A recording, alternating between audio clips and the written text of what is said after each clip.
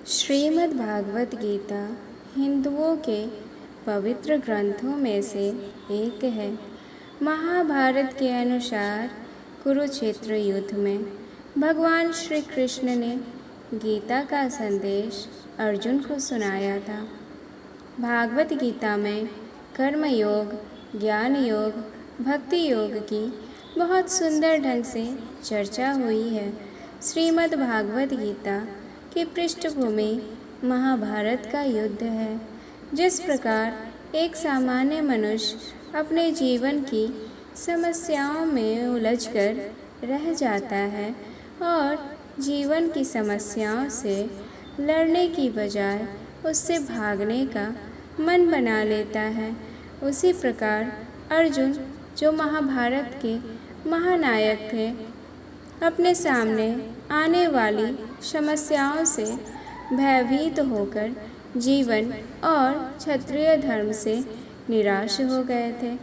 श्रीमद् भागवत गीता वर्तमान में भारत में ही नहीं, विदेशों में भी लोगों का ध्यान अपनी ओर आकर्षित कर रही है।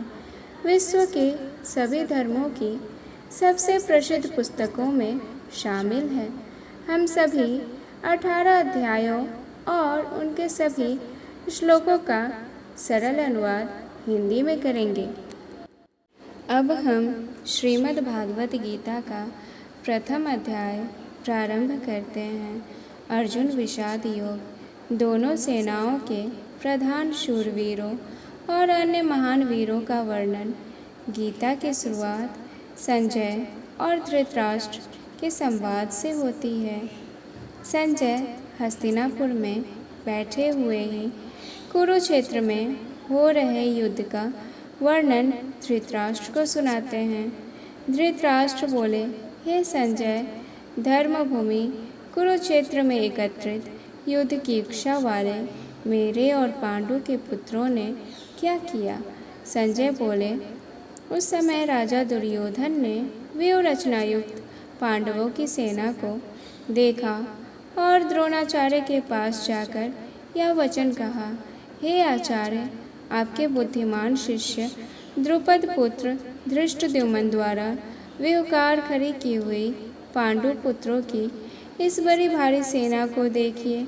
इस सेना में बड़े बड़े धनुषों वाले तथा युद्ध में भीम और अर्जुन के समान सूरवीर, साहित्यिक और विराट तथा महारथी राजा द्रुपद, धृष्टकेतु और चेकितान तथा बलवान काशीराज, पुरोजित, कुंती भोज और मनुष्यों में श्रेष्ठ शैव्य पराक्रमी योद्धा मन्नु तथा बलवान उत्तमौजा सुभद्रा पुत्र अभिमन्यु एवं द्रौपदी के 5 पुत्र, ये सभी महारथी हैं।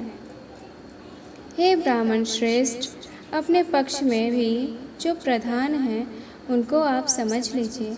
आपकी जानकारी के लिए मेरी सेना के जो सेनापति हैं उनको मैं बतलाता हूँ। आप द्रोणाचार्य और पितामह भीष्म तथा कर्ण और संग्राम विजयी कृपाचार्य तथा वैसे ही अश्वत्थामा, विकर्ण और सोमदत्त का पुत्र भूरिश्रवा और भी मेरे लिए जीवन की आशा त्याग देने वाले बहुत से सूरवीर, अनेक प्रकार के शस्त्रों से सुसज्जित और सबके सब युद्ध में चतुर हैं। भीष्म पितामह द्वारा रक्षित हमारी वह सेना सब प्रकार से अजय है और भीम द्वारा रक्षित इन लोगों की सेना जीतने में सुगम है।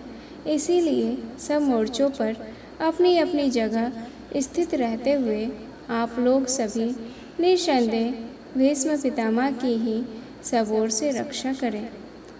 दोनों सेनाओं की शंख ध्वनि का वर्णन।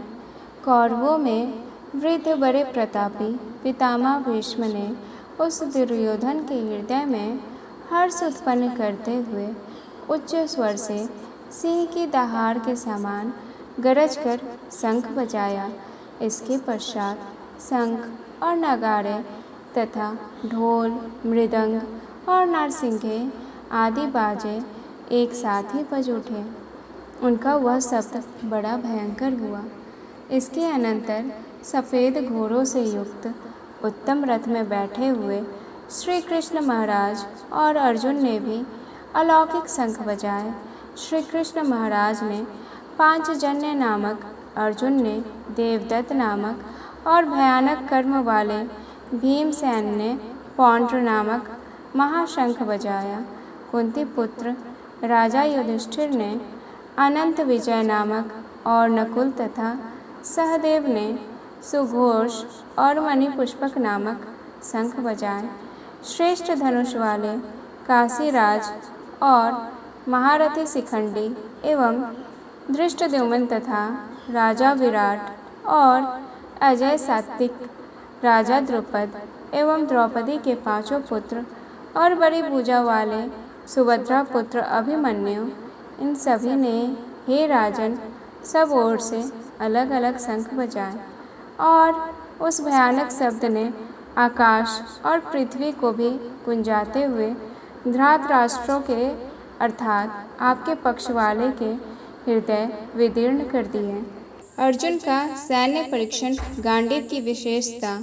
हे राजन, इसके बाद कपिध्वज अर्जुन ने मोर्चा बांधकर डटे हुए धृतराष्ट्र संबंधियों को देखकर उस शस्त्र चलने की तैयारी के समय धनुष उठाकर ऋषिकेश श्री कृष्ण महाराज से यह वचन कहा, हे अच्युत्य, मेरे रथ को दोनों सेनाओं के बीच में खड़ा कीजिए और जब तक कि मैं युद्ध क्षेत्र में डटे हुए युद्ध के अभिलाषी इन विपक्षी योद्धाओं को भली प्रकार देख न लूं कि इस युद्ध रूप व्यापार में मुझे किन किन के साथ युद्ध करना है, तब तक उसे खड़ा ही रखिए।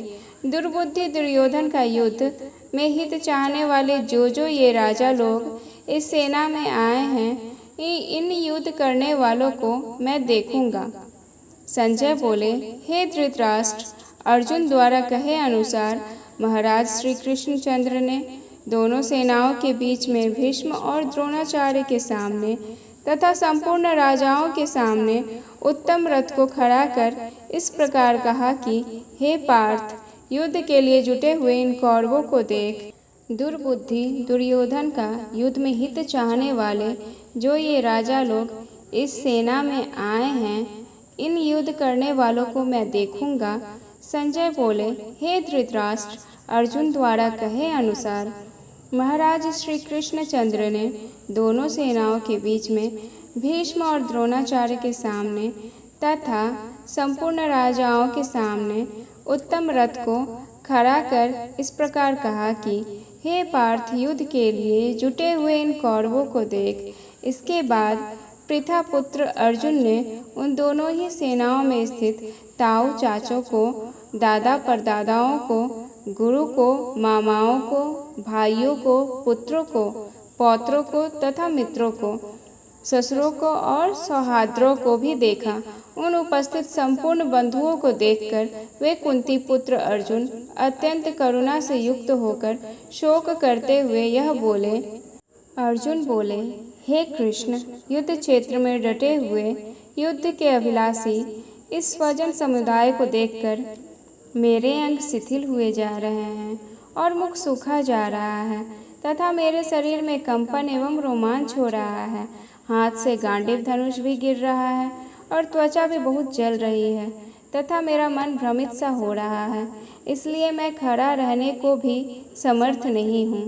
हे केशव, मैं लक्षणों को भी विपरीत ही देख रहा हूँ तथा युद्ध में स्वजन समुदायों को मारकर कल्याण भी नहीं देखता। हे कृष्ण, मैं न तो विजयी चाहता हूँ और न राज्य तथा सुखों को ही। हे गोविंद, हमें ऐसे राज्य से क्या प्रयोजन अथवा ऐसे भोगों से और जीवन से भी क्या लाभ है। हमें जिनके लिए राज्य, भोग और सुखादि अभिष्ट है, वे ही ये सब धन और जीवन की आशा को त्याग कर युद्ध में खड़े हैं। गुरुजन, ताऊ चाचा, लड़के और उसी प्रकार दादा, मामा, ससुर, पौत्र, साला तथा और भी संबंधी लोग हैं। हे मधुसूदन, मुझे मारने पर भी अथवा तीनों लोकों के राज्य के लिए भी मैं इन सबको मारना नहीं चाहता, फिर पृथ्वी के लिए तो कहना ही क्या है। हे जनार्दन, धृतराष्ट्र के पुत्रों को मारकर हमें क्या प्रसन्नता प्राप्त होगी? इन आतताइयों को मारकर तो हमें पाप ही लगेगा। अतएव हे माधव, अपने ही बांधव धृतराष्ट्र के पुत्रों को मारने के लिए हमें योग्य नहीं हैं, क्योंकि अपने ही कुटुंब को मारकर हम कैसे सुखी हो सकते हैं। यद्यपि लोभ से भ्रष्ट हुए ये लोग कुल के नाश से उत्पन्न दोष को और मित्रों से विरोध करने में पाप को नहीं देखते, तो भी हे जनार्दन, कुल के नाश से उत्पन्न दोष को जानने वाले हम लोग इस पाप से हटने के लिए क्यों नहीं विचार करते हैं। कुल के नाश से सनातन कुल धर्म नष्ट हो जाते हैं तथा धर्म का नाश हो जाने पर संपूर्ण कुल में पाप भी बहुत फैल जाता है। हे कृष्ण, पाप के अधिक बढ़ जाने से कुल की स्त्रियां अत्यंत दूषित हो जाती है। हे वार्ष्णेय, स्त्रियों में दूषित हो जाने पर हे कृष्ण, पाप के अधिक बढ़ जाने से कुल की स्त्रियां अत्यंत दूषित हो जाती है। और हे वार्ष्णेय, स्त्रियों के दूषित हो जाने पर वर्ण संकर उत्पन्न होता है। वर्ण संकर कुल घातियों को और कुल को नरक में ले जाने के लिए ही होता है। लुप्त हुई पिंड और जल की क्रिया वाले अर्थात श्राद्ध और तर्पण से वंचित इनके पितर लोग भी अधोगति को प्राप्त होते हैं। इन वर्ण संकर कारक दोषों से कुल घातियों के सनातन कुल धर्म और जाति धर्म नष्ट हो जाते हैं। हे जनार्दन, जिनका कुल धर्म नष्ट हो गया है, ऐसे मनुष्यों का अनिश्चित काल तक नरक में वास होता है, ऐसा हम सुनते आए हैं। हाँ, शोक, हम लोग बुद्धिमान होकर भी महान पाप करने को तैयार हो गए हैं, जो राज्य और सुख के लोभ से स्वजनों को मारने के लिए उद्यत हो गए हैं। यदि मुझे शस्त्र रहित एवं सामना न करने वाले को शस्त्र हाथ में लिए हुए धृतराष्ट्र के पुत्र रण में मार डाले, तो वह मारना भी मेरे लिए अधिक कल्याणकारक होगा। संजय बोले, रणभूमि में शोक से उद्विग्न मन वाले अर्जुन इस प्रकार कहकर वान सहित धनुष को त्याग कर रथ के पिछले भाग में बैठ गए। और इस प्रकार प्रथम अध्याय की समाप्ति होती है। प्रेम से बोलिए जय श्री कृष्णा। अब हम श्रीमद् भागवत गीता का अध्याय 2 प्रारंभ करेंगे। अर्जुन की कायरता के विषय में श्री कृष्णा अर्जुन संवाद। संजय बोले, उस प्रकार करुणा से व्याप्त और आंसुओं से पूर्ण तथा व्याकुल नेत्रों वाले शोक से युक्त उस अर्जुन के प्रति भगवान मधुसूदन ने यह वचन कहा। श्री भगवान बोले, हे अर्जुन, तुझे इस असमय में यह मोह किस हेतु प्राप्त हुआ? क्योंकि न तो यह श्रेष्ठ पुरुषों द्वारा आचरित है, न स्वर्ग को देने वाला है और न कीर्ति को करने वाला ही है। इसीलिए हे अर्जुन, नपुंसकता को मत प्राप्त हो, तुझ में यह उचित नहीं जान पड़ती। हे परम तप, हृदय की तुच्छ दुर्बलता को त्याग कर युद्ध के लिए खड़ा हो जा। अर्जुन बोले, हे मधुसूदन, मैं रणभूमि में किस प्रकार वानों से भीष्म पितामह और द्रोणाचार्य के विरुद्ध लड़ूंगा, क्योंकि हे अरिसूदन, वे दोनों ही पूजनीय हैं। इसलिए इन महानुभाव गुरुजनों को न मारकर मैं इस लोक में भिक्षा का अन्न भी खाना कल्याणकारक समझता हूँ, क्योंकि गुरुजनों को मारकर भी इस लोक में रुधिर से सने हुए अर्थ और कामरूप भोगों को ही तो भोगूंगा। हम यह भी नहीं जानते कि हमारे लिए युद्ध करना और न करना इन दोनों में से कौन सा श्रेष्ठ है, अथवा यह भी नहीं जानते कि उन्हें हम जीतेंगे या हमको वे जीतेंगे। और जिनको मारकर हम जीना भी नहीं चाहते, वे ही हमारे आत्मीय धृतराष्ट्र के पुत्र हमारे मुकाबले में खड़े हैं। इसीलिए कायरता रूप दोष से उपहत हुए स्वभाव वाला तथा धर्म के विषय में मोहित चित्त हुआ मैं आपसे पूछता हूँ कि जो साधन निश्चित कल्याणकारक हो वह मेरे लिए कहिए, क्योंकि मैं आपका शिष्य हूँ। इसीलिए आपके शरण हुए मुझको शिक्षा दीजिए, क्योंकि भूमि में निष्कंटक धन्य धान्य संपन्न राज्यों को देख और देवता के स्वामी पने को प्राप्त होकर भी मैं उस उपाय को नहीं देखता हूँ जो मेरी इंद्रियों के सुखाने वाले शोक को दूर कर सके। संजय बोले, हे राजन, निद्रा को जीतने वाले अर्जुन अंतर्यामी श्री कृष्ण महाराज के प्रति इस प्रकार कहकर फिर श्री गोविंद भगवान से युद्ध नहीं करूँगा यह स्पष्ट कहा और चुप हो गए। हे भरतवंशी, धृतराष्ट्र अंतर्यामी श्री कृष्ण महाराज दोनों सेनाओं के बीच में शोक करते हुए उस अर्जुन को हंसते हुए यह वचन बोले। गीता शास्त्र का अवतरण। श्री भगवान बोले, हे अर्जुन, तू न शोक करने योग्य मनुष्य के लिए शोक करता है और पंडितों के ऐसे वचन को कहता है, परंतु जिनके प्राण चले गए हैं उनके लिए और जिनके प्राण नहीं गए हैं उनके लिए भी पंडित जन कभी शोक नहीं करते। न तो ऐसा ही है कि मैं किसी काल में नहीं था, तू नहीं था, अथवा ये राजा लोग नहीं थे, और न ही ऐसा है कि इसके आगे हम सब नहीं रहेंगे। जैसे जीवात्मा की इस देह में बालकपन, जवानी और वृद्धावस्था होती है, वैसे ही अन्य शरीर की प्राप्ति होती है। उस विषय में धीर पुरुष मोहित नहीं होता। हे कुंती पुत्र, सर्दी, गर्मी और सुख दुख को देने वाले इंद्रिय और विषयों के संयोग तो उत्पत्ति, विनाशील और अनित्य है। इसीलिए हे भारत, उनको तू सहन कर, क्योंकि हे पुरुष श्रेष्ठ, दुख सुख को समान समझने वाले जिस धीर पुरुष को ये इंद्रियां और विषयों के संयोग व्याकुल नहीं करते, वह मोक्ष के योग्य होता है। असत वस्तु की तो सत्ता नहीं है और सत का अभाव नहीं है। इस प्रकार इन दोनों का ही तत्वज्ञानी पुरुषों द्वारा देखा गया है। नाश रहित तो उनको जान जिससे यह संपूर्ण जगत दृश्य वर्ग व्याप्त है। इस अविनाशी का विनाश करने में कोई भी समर्थ नहीं है। इस नाश रहित अप्रेम्य नित्य स्वरूप जीवात्मा के ये सब शरीर नाशवान कहे गए हैं। इसीलिए हे भरतवंशी अर्जुन, तू युद्ध कर। जो इस आत्मा को मारने वाला समझता है तथा इसको मरा मानता है, वे दोनों ही नहीं जानते, क्योंकि यह आत्मा वास्तव में न तो किसी को मारता है और न किसी के द्वारा मारा जाता है। यह आत्मा किसी काल में भी न तो जन्मता है और न मरता ही है, तथा न यह उत्पन्न होकर फिर से होने वाला ही है, क्योंकि यह अजन्मा, नित्य, सनातन और पुरातन है। शरीर के मारे जाने पर भी यह नहीं मारा जाता। हे पृथा पुत्र अर्जुन, जो पुरुष इस आत्मा को नाश रहित, नित्य, अजन्मा और अव्यय जानता है, वह पुरुष कैसे किसको मरवाता है और कैसे किसको मारता है। जैसे मनुष्य पुराने वस्त्रों को त्याग कर दूसरे नए वस्त्रों को ग्रहण करता है, वैसे ही जीवात्मा पुराने शरीरों को त्याग कर दूसरे नए शरीरों को प्राप्त होता है।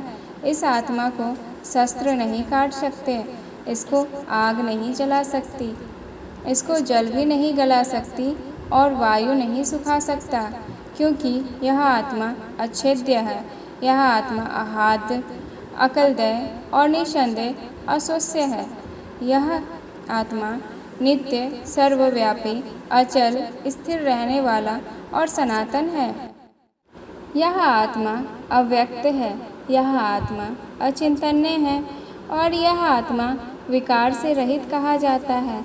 इससे हे अर्जुन, इस आत्मा को उपर्युक्त प्रकार से जानकर तू शोक करने के योग्य नहीं है, अर्थात तुझे शोक करना नहीं चाहिए। किंतु यदि तू इस आत्मा को सदा जन्मने वाला और सदा मरने वाला मानता है, तो भी हे महाबाहो, तो इस प्रकार शोक करने योग्य नहीं है, क्योंकि इस मान्यता के अनुसार जन्मे हुए की मृत्यु निश्चित है और मरे हुए का जन्म भी निश्चित है। इससे भी इस बिना उपाय वाले विषय में तो शोक करने योग्य नहीं है। हे अर्जुन, संपूर्ण प्राणी जन्म से पहले अप्रकट्य थे और मरने के बाद भी अप्रकट्य हो जाने वाले हैं, केवल बीच में ही प्रकट्य है। फिर ऐसी स्थिति में क्या शोक करना है। कोई एक महापुरुष ही इस आत्मा को आश्चर्य के भांति देखता है और वैसे ही दूसरा कोई महापुरुष ही इसके तत्वों का आश्चर्य के भांति वर्णन करता है तथा दूसरा कोई अधिकारी पुरुष ही इसे आश्चर्य की भांति सुनता है और कोई कोई तो सुनकर भी इसको नहीं जानता। हे अर्जुन, यह आत्मा सबके शरीर में सदा ही अवध्य है। इस कारण संपूर्ण प्राणियों के लिए तू शोक करने के योग्य नहीं है तथा अपने धर्म को देखकर भी तू भय करने के योग्य नहीं है। अर्थात तुझे भय नहीं करना चाहिए, क्योंकि क्षत्रिय के लिए धर्मयुक्त युद्ध से बढ़कर दूसरा कोई कल्याणकारी कर्तव्य नहीं है। हे पार्थ, अपने आप प्राप्त हुए और खुले हुए स्वर्ग के द्वार रूप इस प्रकार के युद्ध को भाग्यवान क्षत्रिय लोग ही पाते हैं, किंतु यदि तू इस धर्मयुक्त युद्ध को नहीं करेगा तो स्वधर्म और कीर्ति को खोकर पाप को प्राप्त होगा तथा सब लोग तेरी बहुत काल तक रहने वाली अपकीर्ति का भी कथन करेंगे। और माननीय पुरुष के लिए अपकीर्ति मरण से भी बढ़कर है, और जिनकी दृष्टि में तू पहले बहुत सम्मानित होकर अब लघुता को प्राप्त होगा, वे महारथी लोग तुझे भय के कारण युद्ध से हटा हुआ मानेंगे। तेरे वैरी लोग तेरे सामर्थ्य की निंदा करते हुए तुझे बहुत से न कहने योग्य वचन कहेंगे, और उससे अधिक दुख क्या होगा। या तो तू युद्ध में मारा जाकर स्वर्ग को प्राप्त होगा अथवा संग्राम में जीतकर पृथ्वी का राज्य भोगेगा। इस कारण हे अर्जुन, तू युद्ध के लिए निश्चय करके खड़ा हो जा। जय पराजय, लाभ हानि और सुख दुख को समान समझकर उसके बाद युद्ध के लिए तैयार हो जा। इस प्रकार युद्ध करने से तू पाप को नहीं प्राप्त होगा। कर्मयोग विषय का उपदेश। हे पार्थ, यह बुद्धि तेरे लिए ज्ञान योग के विषय में कही गई, और अब तो इसको कर्म योग के विषय में सुन। जिस बुद्धि से युक्त हुआ तू कर्मों के बंधन को भली भांति त्याग देगा, अर्थात सर्वथा नष्ट कर डालेगा। इस कर्म योग में आरंभ का अर्थात बीज का नाश नहीं है, और उल्टा फलस्वरूप दोष भी नहीं है, बल्कि इस कर्म योग रूप धर्म का थोड़ा सा भी साधन जन्म मृत्यु रूप महान भय से रक्षा कर लेता है। हे अर्जुन, इस कर्म योग में निश्चयात्मकता बुद्धि एक ही होती है, किंतु अस्थिर विचार वाले विवेकहीन सकाम मनुष्यों की बुद्धियाँ निश्चय ही बहुत भेदों वाली और अनंत होती है। हे अर्जुन, जो भोगों में तन्मय हो रहे हैं और जो कर्म फल के प्रशंसक वेद वाक्यों में ही प्रीति रखते हैं, जिनकी बुद्धि में स्वर्ग ही परम प्राप्त वस्तु है और जो स्वर्ग से बढ़कर दूसरी कोई वस्तु ही नहीं है, ऐसा कहने वाले वे अविवेकी जन इस प्रकार की जिस पुष्पित अर्थात दिखाओ शोभायुक्त वाणी को कहा करते हैं, जो कि जन्मरूप कर्म फल देने वाली एवं भोग तथा ऐश्वर्य की प्राप्ति के लिए नाना प्रकार की बहुत सी क्रियाओं का वर्णन करने वाली है, उस वाणी द्वारा जिनका चित्त हर लिया गया है, जो भोग और ऐश्वर्य में अत्यंत आसक्त हैं, उन पुरुषों की परमात्मा में निश्चयात्मकता बुद्धि नहीं होती। हे अर्जुन, वेद उपयुक्त प्रकार से तीनों गुणों के कार्य रूप समस्त भोगों एवं उनके साधनों का प्रतिपादन करने वाले हैं। इसीलिए तू उन भोगों एवं उनके साधनों में आसक्तिहीन, हर्ष शोकादि दमदवों से रहित नित्य वस्तु परमात्मा में स्थित योग क्षेम को न चाहने वाला और स्वाधीन अंतःकरण वाला हो। सब ओर से परिपूर्ण जलाशय के प्राप्त हो जाने पर छोटे जलाशय में मनुष्य का जितना प्रयोजन रहता है, ब्रह्म को तत्व से जानने वाले ब्राह्मण का समस्त वेदों में उतना ही प्रयोजन रह जाता है। तेरा कर्म करने में ही अधिकार है, उसके फलों में कभी नहीं। इसीलिए तू कर्मों के फल हेतु मत हो तथा तेरी कर्म न करने में भी आसक्ति न हो। हे धनंजय, तू आसक्ति को त्याग कर तथा सिद्धि और असिद्धि में समान बुद्धि वाला होकर योग में स्थित हुआ कर्तव्य कर्मों को कर। समत्व, जो कुछ भी कर्म किया जाए उसके पूर्ण होने और न होने में तथा उसके फल में संभाव रहने का नाम समत्व है और उसे ही योग कहा जाता है। इस समत्व रूप बुद्धि योग से सकाम कर्म अत्यंत ही निम्न श्रेणी का है। इसीलिए हे धनंजय, तू समबुद्धि में ही रक्षा का उपाय ढूंढ अर्थात बुद्धि योग का ही आश्रय ग्रहण कर, क्योंकि फल के हेतु बनने वाला अत्यंत दीन है।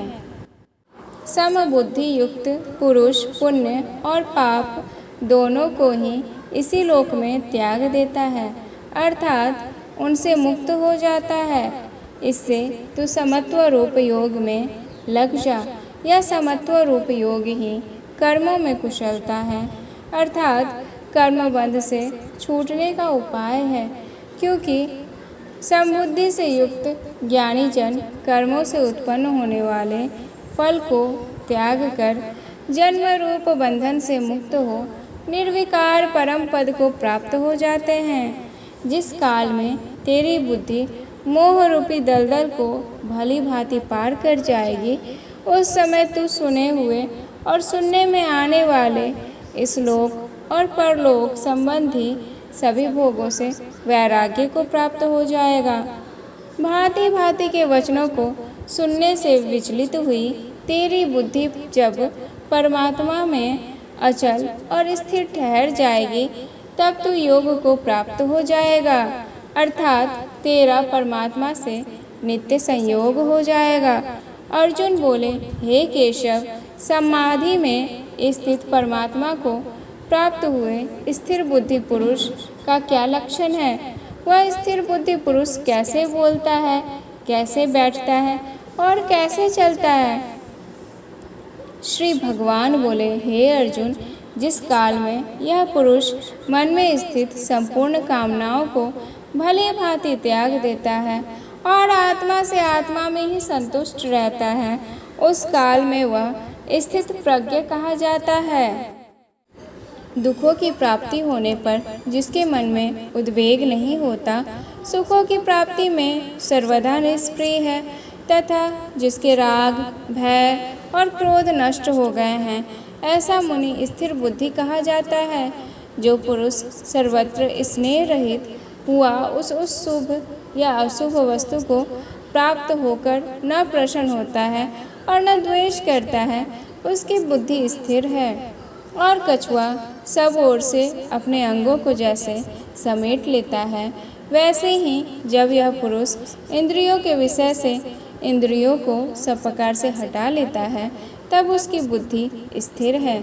इंद्रियों द्वारा विषयों को ग्रहण न करने वाले पुरुष के भी केवल विषय तो निवृत्त हो जाते हैं, परंतु उनमें रहने वाली आसक्ति निवृत्त नहीं होती। इस स्थित प्रज्ञ पुरुष की तो आसक्ति भी परमात्मा का साक्षात्कार करके निवृत्त हो जाती है। हे अर्जुन, आसक्ति का नाश न होने के कारण ये प्रथम स्वभाव वाली इंद्रियां यत्न करते हुए बुद्धिमान पुरुष के मन को भी बलात् हर लेती है। इसीलिए साधक को चाहिए कि वह उन संपूर्ण इंद्रियों को वश में करके समाहित चित्त हुआ मेरे परायण होकर ध्यान में बैठे, क्योंकि जिस पुरुष की इंद्रियां वश में होती हैं, उसी की बुद्धि स्थिर हो जाती है। विषयों का चिंतन करने वाले पुरुष की उन विषयों में आसक्ति हो जाती है। आसक्ति से उन विषयों की कामना उत्पन्न होती है और कामना में विघ्न पड़ने से क्रोध उत्पन्न होता है। क्रोध से उत्पन्न मूढ़ भाव उत्पन्न हो जाता है। मूढ़ भाव से स्मृति में भ्रम हो जाता है। स्मृति में भ्रम हो जाने से बुद्धि अथवा ज्ञान शक्ति का नाश हो जाता है और बुद्धि का नाश हो जाने से ये पुरुष अपनी स्थिति से गिर जाते हैं। परंतु अपने अधीन किए हुए अंतःकरण वाला साधक अपने वश में की हुई राग द्वेष रहित इंद्रियों द्वारा विषयों में विचरण करता हुआ अंतःकरण की प्रसन्नता को प्राप्त होता है।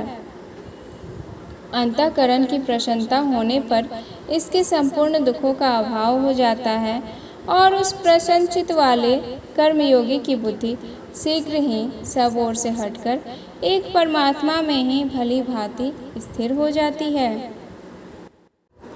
न जीते हुए मन और इंद्रियों वाले पुरुष में निश्चयात्मकता बुद्धि नहीं होती और उस अयुक्त मनुष्य के अंतःकरण में भावना भी नहीं होती तथा भावनाहीन मनुष्य को शांति नहीं मिलती और शांति रहित मनुष्य को सुख कैसे मिल सकता है, क्योंकि जैसे जल में चलने वाली नाव को वायु हर लेती है, वैसे ही विषयों में विचरती हुई इंद्रियों में से मन जिस इंद्रियों के साथ रहता है वह एक ही इंद्रियां इस अयुक्त पुरुष की बुद्धि को हर लेती है। इसीलिए हे महाभावों, जिस पुरुष की इंद्रियां इंद्रियों के विषय में सब प्रकार की निग्रह की हुई है, उसी की बुद्धि स्थिर है। संपूर्ण प्राणियों के लिए जो रात्रि के समान है, उस नित्य ज्ञान स्वरूप परमानंद की प्राप्ति में स्थित प्रज्ञ योगी जागता है और जिस नाशवान सांसारिक सुख की प्राप्ति में सब प्राणियां जागते हैं, परमात्मा के तत्व को जानने वाले मुनि के लिए वह रात्रि के समान है। जैसे नाना नदियों के जल सब ओर से परिपूर्ण अचल प्रतिष्ठा वाले समुद्र में उसको विचलित न करते हुए ही समा जाते हैं, वैसे ही सब भोग जिस स्थित प्रज्ञ पुरुष में किसी प्रकार का विकार उत्पन्न किए बिना ही समा जाते हैं, वही पुरुष परम शांति को प्राप्त होता है, भोगों को चाहने वाला नहीं। जो पुरुष संपूर्ण कामनाओं को त्याग कर ममता रहित, अहंकार रहित और स्पृहा रहित हुआ विचरता है, वही शांति को प्राप्त होता है, अर्थात वह शांति को प्राप्त है। हे अर्जुन, यह ब्रह्म को प्राप्त हुए पुरुष की स्थिति है। इसको प्राप्त होकर योगी कभी मोहित नहीं होता और अंतकाल में भी इस ब्राह्मणी स्थिति में स्थित होकर ब्रह्मानंद को प्राप्त हो जाता है। इसी के साथ ही हम श्रीमद् भागवत गीता का अध्याय 2 यहाँ पर समापन करते हैं। तो प्रेम से बोलिए जय श्री कृष्णा। अब हम श्रीमद् भागवत गीता का अध्याय 3 आरंभ करेंगे। कर्मयोग। ज्ञान योग और कर्म योग के अनुसार अनासक्त भाव से नियत कर्म करने की आवश्यकता। अर्जुन बोले, हे जनार्दन, यदि आपको कर्म की अपेक्षा ज्ञान श्रेष्ठ मानने हैं तो फिर हे केशव, मुझे भयंकर कर्म में क्यों लगाते हैं? आप मिले हुए से वचनों से मेरी बुद्धि को मानो मोहित कर रहे हैं। इसीलिए उस एक बात को निश्चित करके कहिए जिससे मैं कल्याण को प्राप्त हो जाऊं। श्री भगवान बोले, हे निष्पाप, इस लोक में 2 प्रकार की निष्ठा साधन की परिपक्व अवस्था अर्थात पराकाष्ठा का नाम निष्ठा है, मेरे द्वारा पहले कही गई है। उनमें से सांख्य योगियों की निष्ठा तो ज्ञान योग से माया से उत्पन्न हुए संपूर्ण गुण ही गुणों में बरतते हैं ऐसे समझकर तथा मन, इंद्रियां और शरीर द्वारा होने वाली संपूर्ण क्रियाओं में कर्तापन के अभिमान से रहित होकर सर्वव्यापी सच्चिदानंद घन परमात्मा में एक ही भाव से स्थित रहने का नाम ज्ञान योग है। इसी को संन्यास, सांख्य योग आदि के नामों से भी कहा गया है। और योगियों की निष्ठा कर्म योग से फल और आसक्ति को त्याग कर भगवदा ज्ञानुसार केवल भगवर्थ समत्व बुद्धि से कर्म करने का नाम निष्काम कर्म योग है। इसी को समत्व योग, बुद्धि योग, कर्म योग, तथार्थ कर्म, मथार्थ कर्म, मत कर्म, आदि नामों से भी कहा गया है।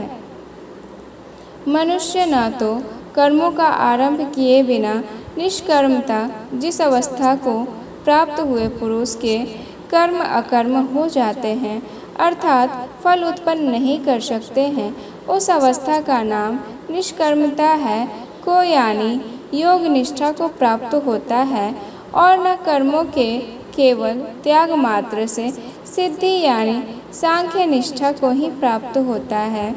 निसंदेह कोई भी मनुष्य किसी भी काल में क्षण मात्र भी बिना कर्म किए नहीं रहता, क्योंकि सारा मनुष्य समुदाय प्रकृति जनित गुणों द्वारा परवश हुआ कर्म करने के लिए बाध्य किया जाता है। जो मूढ़ बुद्धि मनुष्य समस्त इंद्रियों को हठपूर्वक ऊपर से रोककर मन से उन इंद्रियों के विषयों का चिंतन करता रहता है, वह मिथ्याचारी अर्थात दंभी कहा जाता है। किंतु हे अर्जुन, जो पुरुष मन से इंद्रियों को वश में करके अनासक्त हुआ समस्त इंद्रियों द्वारा कर्म योग का आचरण करता है, वही श्रेष्ठ है।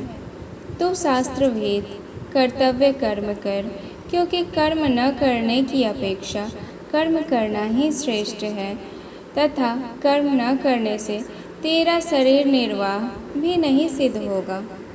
यज्ञादि कर्मों की आवश्यकता तथा यज्ञ की महिमा का वर्णन, यज्ञ से निमित्त किए जाने वाले कर्मों से अतिरिक्त दूसरे कर्मों में लगा हुआ ही यह मनुष्य समुदाय कर्मों से बंधता है। इसीलिए हे अर्जुन, तू आसक्ति से रहित होकर उस यज्ञ से निमित्त ही भली भांति कर्तव्य कर्म कर। प्रजापति ब्रह्मा ने कल्प के आदि में यज्ञ सहित प्रजाओं को रचकर उनसे कहा कि तुम लोग इस यज्ञ द्वारा वृद्धि को प्राप्त हो और यह यज्ञ तुम लोगों को इच्छित भोग प्रदान करने वाला हो। तुम लोग इस यज्ञ द्वारा देवताओं को उन्नत करो और वे देवता तुम लोगों को उन्नत करें। इस प्रकार निस्वार्थ भाव से एक दूसरे को उन्नत करते हुए तुम लोग परम कल्याण को प्राप्त हो जाओगे। यज्ञ द्वारा बढ़ाए हुए देवता तुम लोगों को बिना मांगे ही इच्छित भोग निश्चय ही देते रहेंगे। इस प्रकार उन देवताओं द्वारा दिए हुए भोगों को जो पुरुष उनको बिना दिए स्वयं भोगता है, वो चोर ही है। यज्ञ से बचे हुए अन्न को खाने वाले श्रेष्ठ पुरुष सब पापों से मुक्त हो जाते हैं, और जो पापी लोग अपना शरीर पोषण करने के लिए अन्न पकाते हैं, वे तो पाप को ही खाते हैं। संपूर्ण प्राणी अन्न से उत्पन्न होते हैं। अन्न की उत्पत्ति वृष्टि से होती है, वृष्टि यज्ञ से होती है और यज्ञ विहित कर्मों से उत्पन्न वाला है। कर्म समुदाय को तू वेद से उत्पन्न और वेद को अविनाशी परमात्मा से उत्पन्न हुआ जान। इससे सिद्ध होता है कि सर्वव्यापी परम अक्षर परमात्मा सदा ही यज्ञ में प्रतिष्ठित है। हे पार्थ, जो पुरुष इस लोक में इस प्रकार परंपरा से प्रचलित सृष्टि चक्र के अनुकूल नहीं वर्तता, अर्थात अपने कर्तव्यों का पालन नहीं करता, वह इंद्रियों द्वारा भोगों में रमन करने वाला पापायु पुरुष व्यर्थ ही जीता है। ज्ञानवान और भगवान के लिए भी लोक संघार्थ कर्मों की आवश्यकता, परंतु जो मनुष्य आत्मा में ही रमन करने वाला और आत्मा में ही तृप्त तथा आत्मा में ही संतुष्ट हो, उसके लिए कोई कर्तव्य नहीं है।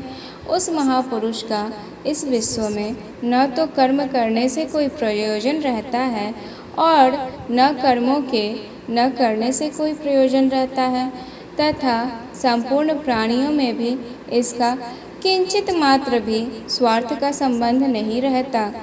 इसीलिए तू निरंतर आसक्ति से रहित होकर सदा कर्तव्य कर्म को भली भांति करता रह, क्योंकि आसक्ति से रहित होकर कर्म करता हुआ मनुष्य परमात्मा को प्राप्त हो जाता है। जनक आदि ज्ञानी जन भी आसक्ति रहित कर्म द्वारा ही परम सिद्धि को प्राप्त हुए थे। इसीलिए तथा लोक संग्रह को देखते हुए भी तू कर्म करने के योग्य है, अर्थात तुझे कर्म करना ही उचित है।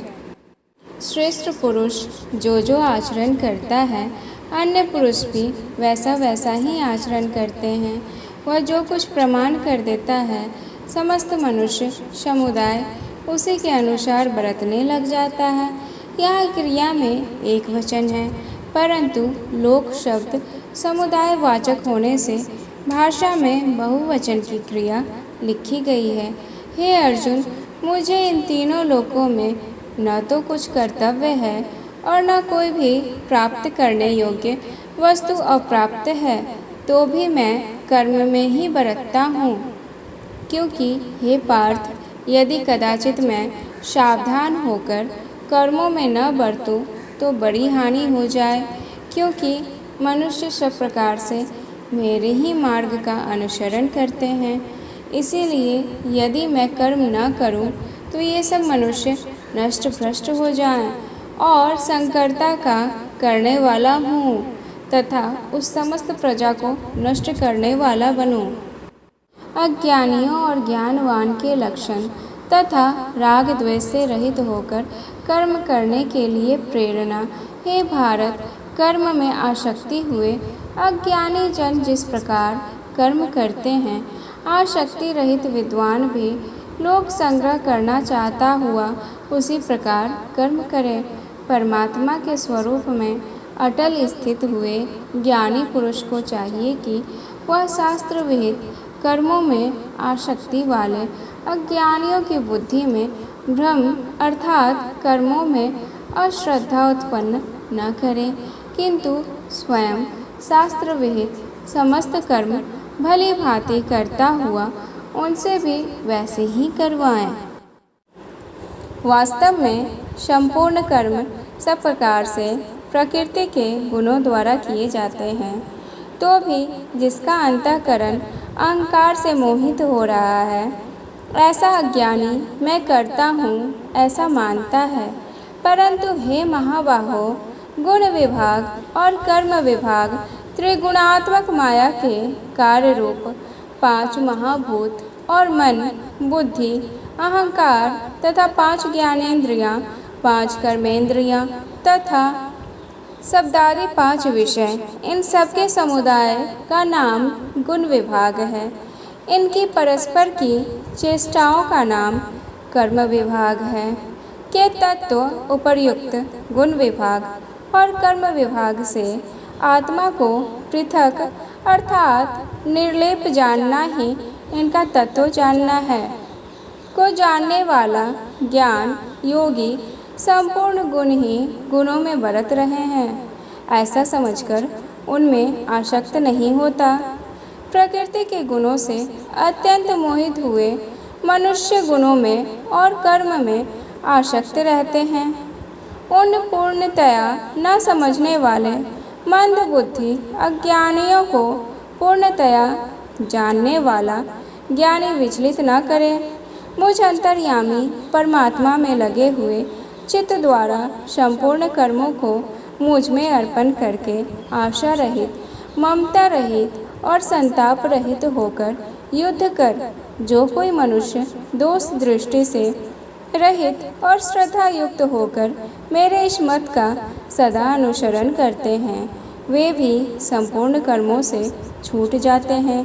परंतु जो मनुष्य मुझ में दोषारोपण करते हुए मेरे इस मत के अनुसार नहीं चलते हैं, उन मूर्खों को तो संपूर्ण ज्ञानों में मोहित और नष्ट हुआ समझ। सभी प्राणी प्रकृति को प्राप्त होते हैं, अर्थात अपने स्वभाव के परवश हुए कर्म करते हैं। ज्ञानवान भी अपनी प्रकृति के अनुसार चेष्टा करता है, फिर इसमें किसी का हट क्या करेगा। इंद्रिय के अर्थ में अर्थात प्रत्येक इंद्रिय के विषय में राग और द्वेष छुपे हुए स्थित हैं। मनुष्य को उन दोनों के वश में नहीं होना चाहिए, क्योंकि वे दोनों ही इसके कल्याण मार्ग में विघ्न करने वाले महान शत्रु हैं। अच्छे प्रकार आचरण में लाए हुए दूसरों के धर्म से गुण रहित भी अपना धर्म अति उत्तम है। अपने धर्म में तो मरना भी कल्याणकारक है और दूसरे का धर्म भय को देने वाला है। पाप के कारण भूत कामरूपी शत्रु को नष्ट करने का उपदेश।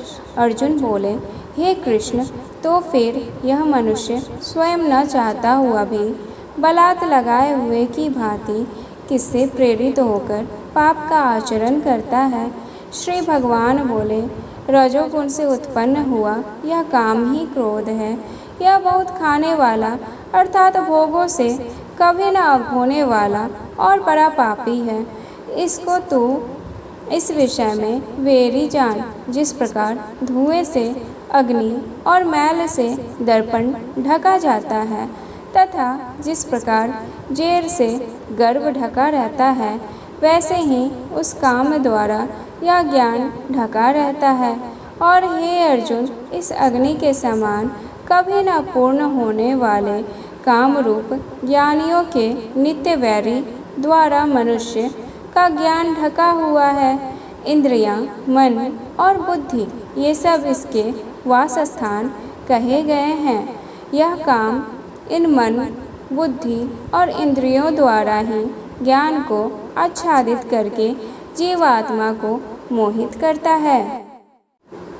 इसीलिए हे अर्जुन, तू पहले इंद्रियों को वश में करके इस ज्ञान और विज्ञान का नाश करने वाला महान पापी काम को अवश्य ही बलपूर्वक मार डाल। इंद्रियों को स्थूल शरीर से पर यानी श्रेष्ठ, बलवान और सूक्ष्म कहते हैं। इन इंद्रियों से पर मन है, मन से भी पर बुद्धि है और जो बुद्धि से भी अत्यंत पर है वह है आत्मा। इस प्रकार बुद्धि से पर अर्थात सूक्ष्म, बलवान और अत्यंत श्रेष्ठ आत्मा को जानकर और बुद्धि द्वारा मन को वश में करके, हे महाबाहो, तो इस काम रूप दुर्जय शत्रु को मार डाल। तो इसी के साथ श्रीमद् भागवत गीता का अध्याय 3 हम यहाँ पर समाप्त करते हैं। तो प्रेम से बोलिए जय श्री कृष्णा। अब हम श्रीमद् भागवत गीता का चौथा अध्याय प्रारंभ करेंगे। ज्ञान कर्म संन्यास योग। श्री कृष्ण बोले, मैंने इस अविनाशी योग को सूर्य से कहा था। सूर्य ने अपने पुत्र विवत्स्व मनु से कहा था और मनु ने अपने पुत्र राजा इक्ष्वाकु से कहा। हे परंतप अर्जुन, इस प्रकार परंपरा से प्राप्त इस योग को राज ऋषियों ने जाना, किंतु उसके बाद वह योग बहुत काल से इस पृथ्वी लोक में लुप्त प्राय हो गया। तो मेरा भक्त और प्रिय सखा है, इसीलिए वही यह पुरातन योग आज मैंने तुझको कहा है, क्योंकि यह बड़ा ही उत्तम रहस्य है, अर्थात गुप्त रखने योग्य विषय है। अर्जुन बोले, आपका जन्म तो अर्वाचीन अभी हाल का है और सूर्य का जन्म बहुत पुराना है, अर्थात कल्प के आदि में हो चुका था। तब मैं इस बात को कैसे समझूं कि आप ही ने कल्प के आदि में सूर्य से यह योग कहा था। और तेरे बहुत से जन्म हो चुके हैं, उन सबको तू नहीं जानता, किंतु मैं जानता हूँ। मैं अजन्मा और अविनाशी स्वरूप होते हुए भी तथा समस्त प्राणियों का ईश्वर होते हुए भी अपनी प्रकृति को अधीन करके अपनी योग माया से प्रकट होता हूँ। हे भारत, जब जब धर्म की हानि और अधर्म की वृद्धि होती है, तब तब ही मैं अपने रूप को रचता हूँ, अर्थात साकार रूप से लोगों के सम्मुख प्रकट होता हूँ। साधु पुरुषों का उद्धार करने के लिए, पाप कर्म करने वाला का विनाश करने के लिए और धर्म की अच्छी तरह से स्थापना करने के लिए मैं युग युग में प्रकट हुआ करता हूँ। हे अर्जुन, मेरे जन्म और कर्म दिव्य अर्थात निर्मल और अलौकिक हैं। इस प्रकार जो मनुष्य तत्व से सर्वशक्तिमान सच्चिदानंदन परमात्मा अज अविनाशी और सर्वभूतों के परम गति तथा परम आश्रय हैं, वे केवल धर्म को स्थापन करने और संसार का उद्धार करने के लिए ही अपनी योग माया से सगुण रूप होकर प्रकट होते हैं।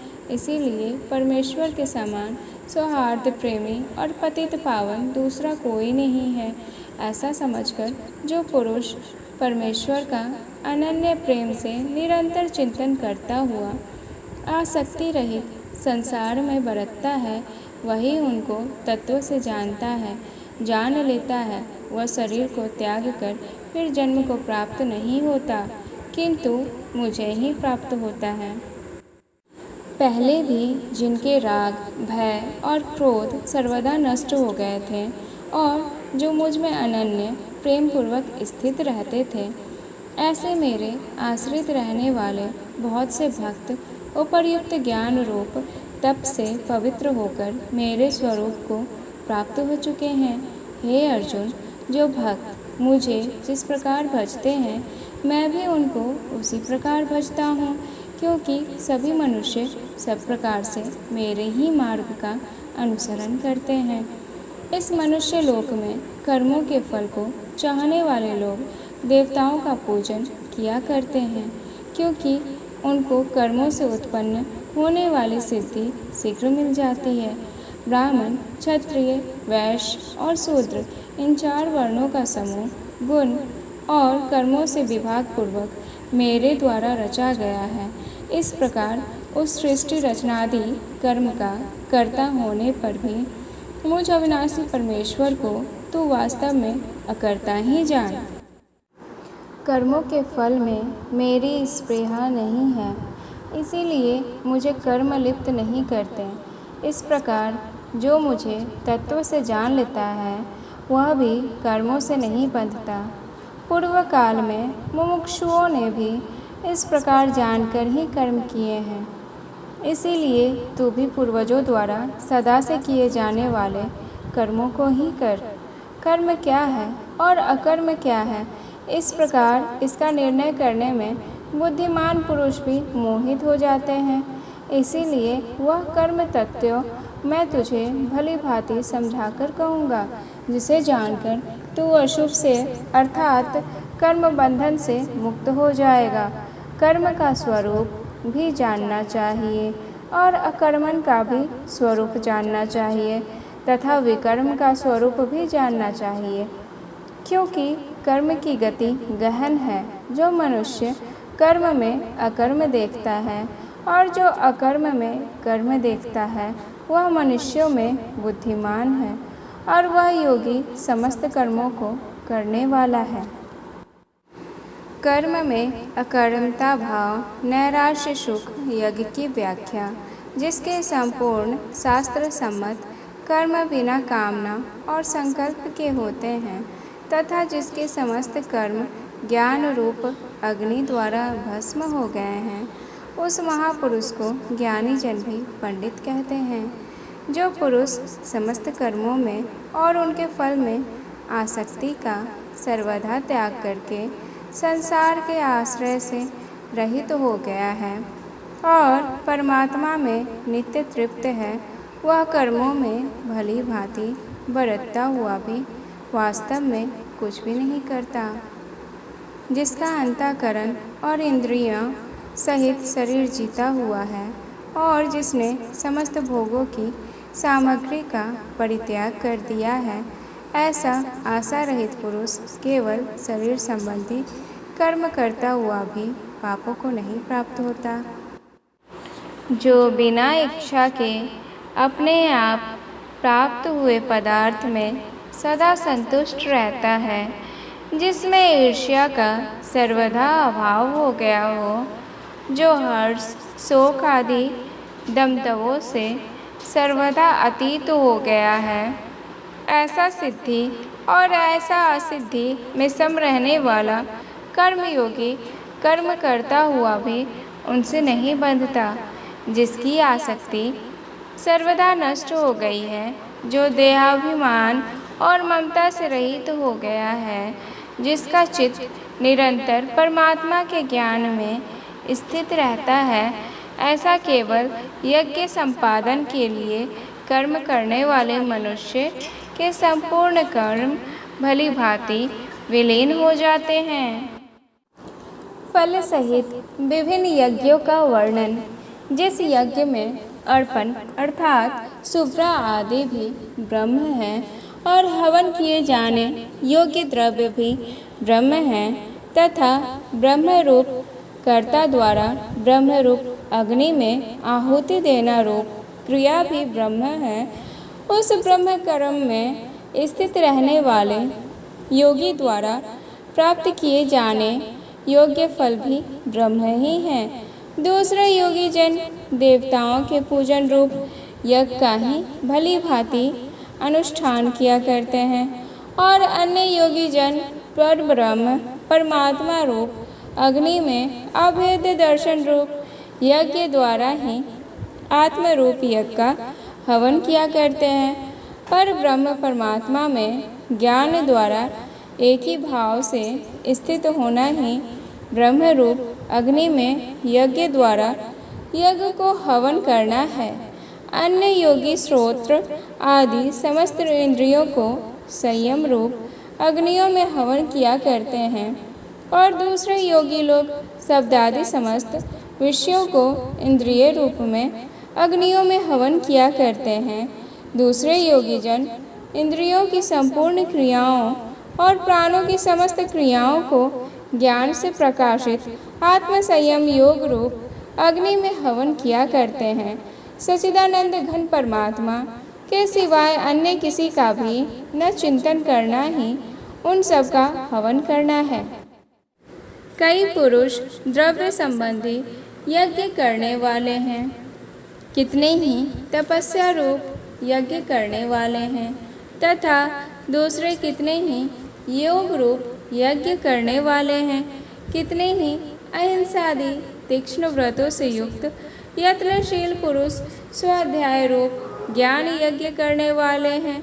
दूसरे कितने ही योगी जन आपान वायु में प्राण वायु को हवन करते हैं, वैसे ही अन्य योगी जन प्राण वायु में आपान वायु को हवन करते हैं तथा अन्य कितने ही नियमित आहार करने वाले प्राणायाम परायण पुरुष प्राण और आपान की गति को रोककर प्राणों को प्राणों में ही हवन किया करते हैं।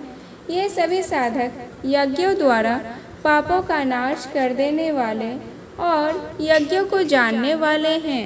हे कुरुश्रेष्ठ अर्जुन, यज्ञ से बचे हुए अमृत का अनुभव करने वाले योगी जन सनातन पर ब्रह्म परमात्मा को प्राप्त होते हैं और यज्ञ न करने वाले पुरुष के लिए तो यह मनुष्य लोक भी सुखदायक नहीं है, फिर परलोक कैसे सुखदायक हो सकता है।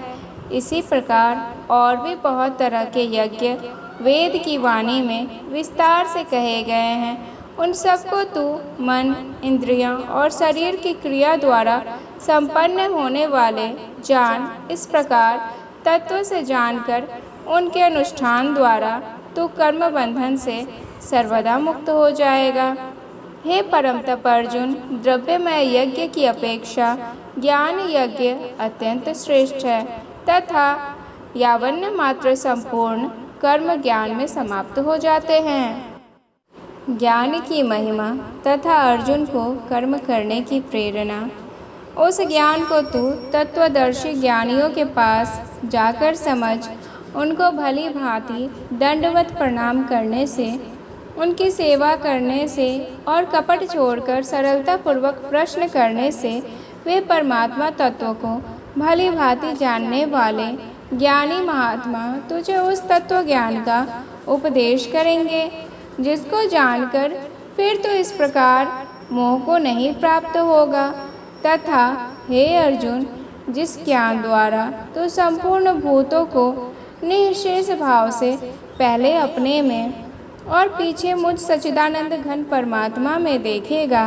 यदि तू अन्य सब पापियों से भी अधिक पाप करने वाला है तो भी तू ज्ञान रूप नौका द्वारा निसंदेह संपूर्ण पाप समुद्र से भली भांति तर जाएगा। अब यहाँ पर हम श्रीमद् भागवत गीता का 4th अध्याय समाप्त करते हैं। तो प्रेम से बोलिए जय श्री कृष्ण। अब हम श्रीमद् भागवत गीता का 5वां अध्याय प्रारंभ करेंगे। कर्म संन्यास योग, ज्ञान योग और कर्म योग की एकता, सांख्य पर का विवरण और कर्म योग की वरीयता। अर्जुन बोले, हे कृष्ण, आप कर्मों के संन्यास की और फिर कर्म योग की प्रशंसा करते हैं, इसीलिए इन दोनों में से जो एक मेरे लिए भली भांति निश्चित कल्याणकारक साधन हो उसको कहिए। श्री कृष्ण बोले, कर्म संन्यास और कर्म योग ये दोनों ही परम कल्याण के करने वाले हैं, परंतु उन दोनों में भी कर्म संन्यास से कर्म योग साधन में सुगम होने से श्रेष्ठ है। हे अर्जुन, जो पुरुष न किसी से द्वेष करता है और न किसी की आकांक्षा करता है, वह कर्मयोगी सदा सन्यासी ही समझने योग्य है, क्योंकि राग द्वेषादि द्वंद्वों से रहित पुरुष सुखपूर्वक संसार बंधन से मुक्त हो जाता है।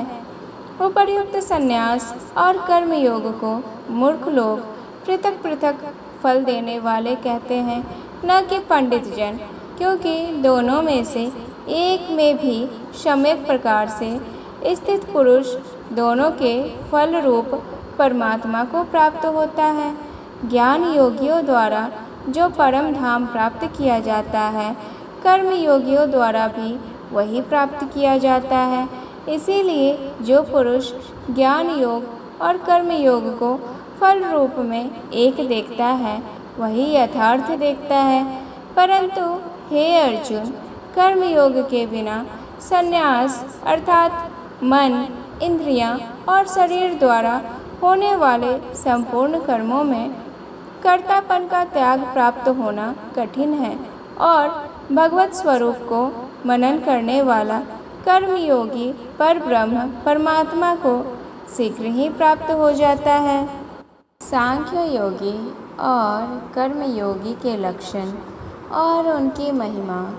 जिसका मन अपने वश में है, जो जितेंद्रिय एवं विशुद्ध अंतःकरण वाला है और संपूर्ण प्राणियों का आत्मरूप परमात्मा ही जिसका आत्मा है, ऐसा कर्मयोगी कर्म करता हुआ भी लिप्त नहीं होता।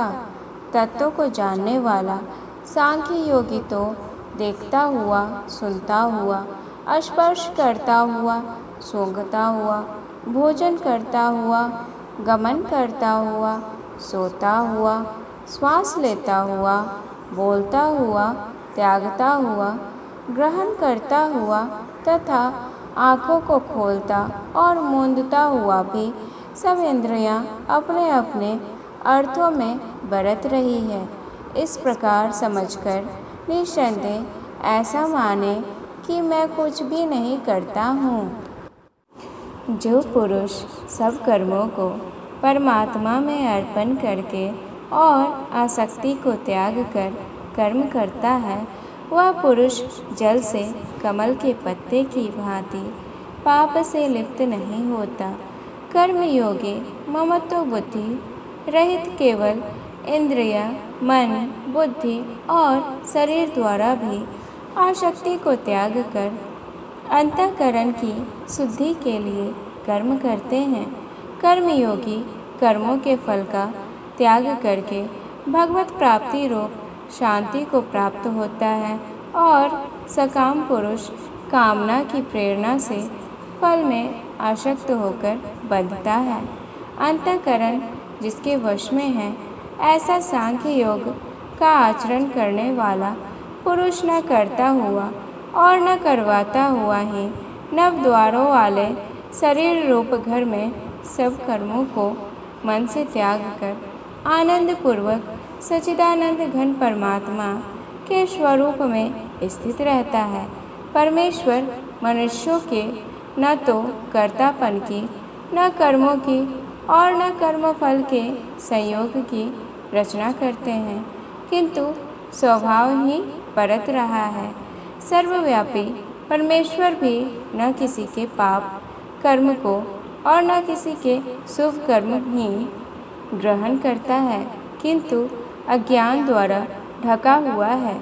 उसी से सब अज्ञानी मनुष्य मोहित हो रहे हैं। परंतु जिनका वह अज्ञान परमात्मा के तत्व ज्ञान द्वारा नष्ट कर दिया गया है, उनका वह ज्ञान सूर्य के सदृश उस सच्चिदानंद घन परमात्मा को प्रकाशित कर देता है। जिनका मन तरदुप हो रहा है, जिनकी बुद्धि तरदुप हो रही है और सच्चिदानंद घन परमात्मा में ही जिनकी निरंतर एक ही भाव से स्थिति है, ऐसे तत्परायण पुरुष ज्ञान द्वारा पाप रहित होकर अपुनरावृत्ति को अर्थात परम गति को प्राप्त होते हैं।